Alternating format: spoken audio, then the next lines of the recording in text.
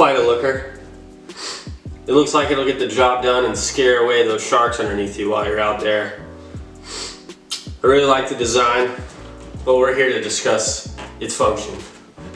So, right into the pros of this board. Cost, it's cheap, $340. Well, actually, it was like $290 when I got it, but I think they made it a little bit more pricier online. Next pro, you can just throw this thing around in your truck. You can fall on it pretty hard and you don't have to worry about dinging it up. It's a soft board. It's got good technology. It's got an EPS foam core and a dual stringer. So it can make some turns. It's a little skatey and it comes with fins. Not many boards do that. Very easy paddler, coming in at 38 liters, 5'10". I think the 5'6" is still 35 liters.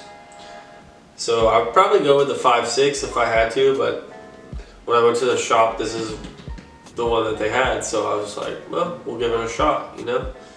I saw a lot about Softech and I was kind of interested, and I didn't want to worry about dinging it up or basically just throwing down on this thing and having fun. I tried a buddy of mine, the Flash, and it was pretty amazing.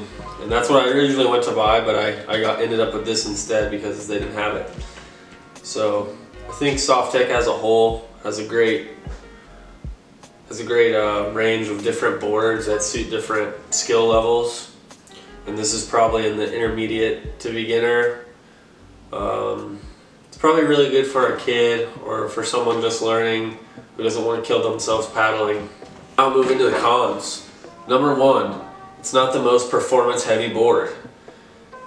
You can drop in on some waves and feel it flex a bit, and if you go with the stock fin option, it will slide out and it will be a bit difficult to make turns that you're used to on other boards that don't have rubberized fins. So if you don't want that to happen, just get yourself a new set of FCS2 fins and pop them right in like I did.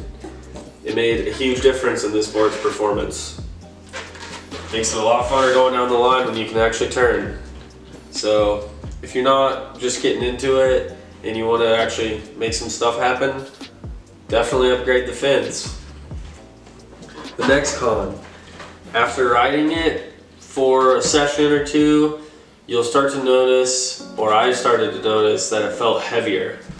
And I kind of wanted to weigh it before and after and see if that was true, but I just didn't want to like walk into Publix and put this thing on a scale, although that would have been funny as hell.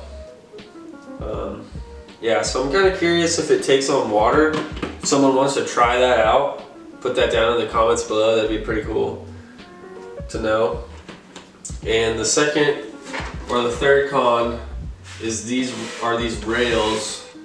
After surfing for a few hours, it can agitate the inside of your legs pretty good. I don't know what it is about it. Just that motion from sitting back on it to getting up on it in your stomach. After a while, it starts to rub the inside of your legs. And sometimes I've wanted to surf multiple days in a row and I just cannot do it because it hurts so bad. I'm like, fuck, this is not chill. So that's a really big con I don't like about it. Yeah. And then the last con, I think, is that you need to have the softboard wax, or else it just doesn't take hold really. If you get normal wax, it doesn't stick to this board. And I'd probably recommend getting a pad, although I didn't because I just thought it was funner without it. But yeah, I would give it a shot. The Softech's got some great boards in their quiver. You know, this is the 5'10" Mason Hope. So it's been really fun. And I'd recommend it to anyone starting out or anyone that's already really good and just wants to easily catch waves and scoot down the line. Sweet.